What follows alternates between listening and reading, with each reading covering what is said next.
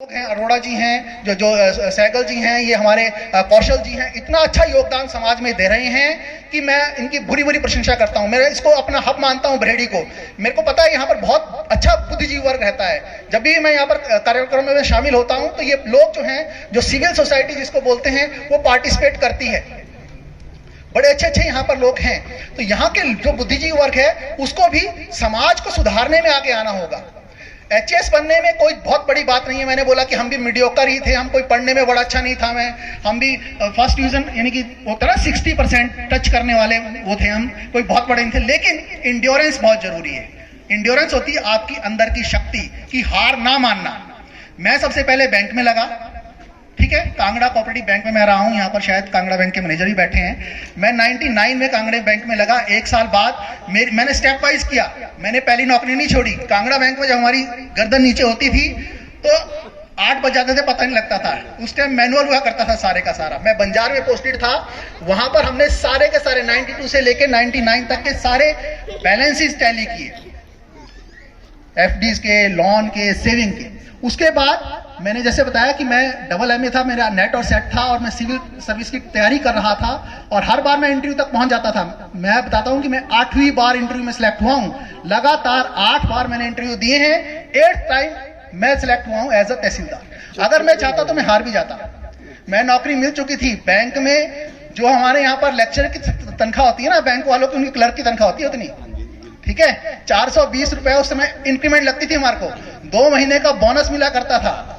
मैंने वो नौकरी छोड़ी। उसके बाद मैं लेक्चर में सिलेक्ट हुआ तो मेरे को मेरे घर वालों ने भी गाली दी, यार तू क्यों छोड़ रहा है, इतनी अच्छी नौकरी है, इतनी अच्छी सैलरी है। लेकिन मेरा पैशन जो था, मेरा जो सपना था, मैंने एक बार, हमारे पड़ोस में एक बीडीओ साहब रहा करते थे, उनको गाड़ी लेने आया करती थी, घर से गाड़ी ले जाया करती थी। तो मेरा सपना बस वही था। फिर मेरी शादी भी हो गई थी। जब मैं लेक्चर लगा तो मेरी वाइफ भी मेरे से बहुत दुखी थी कि यार बच्चे पालो, आप अच्छी नौकरी पे लगे हो, इलेक्शन लगे हो, काय को कर रहे हो। लेकिन आपको अगर अपने सपने को पाना है तो आपको मेहनत करनी पड़ेगी। उसके बाद ही मैंने 6 साल लगभग लगातार, मैंने बताया कि 8वें इंटरव्यू में मैं सिलेक्ट हुआ हूं। इसके बीच में मैंने आईएएस का इंटरव्यू तक भी मैं पहुंचा हूं, बिना किसी कोचिंग के, बिना किसी ट्रेनिंग के। मैंने आईएएस के भी 2 अटेम्प्ट दिए। पहले अटेम्प्ट में मेंस तक पहुंचा, सेकंड अटेम्प्ट में वाइवा तक पहुंचा, और मैंने दिल्ली में जाकर इंटरव्यू भी दिया है। लेकिन मैं ये कहना चाहता हूं कि आपके ध्यान में आपका लक्ष्य होना चाहिए कि हमने क्या बनना है। आदमी कुछ भी कर सकता है अगर वो ठान ले, और अगर आपने ठान लिया है और आप उसके लिए उतनी मेहनत करते हैं तो आप वो चीज प्राप्त कर सकते हैं। आज आप विराट कोहली को देख रहे हैं, वो 277 इनिंग्स में 49 सेंचुरी मार चुका है, 35 साल का हो चुका है। लेकिन उसका फिजिकल इतना स्ट्रांग है कि वो आज भी जब रन लेता है तो वो 30 किलोमीटर प्रति घंटे की रफ्तार से दौड़ता है और वापस आता है। वो ज्यादा ना तो वो धोनी की तरह, ना सूर्य कुमार यादव की तरह छक्के मारता है, ना चौके मारता है ज्यादा।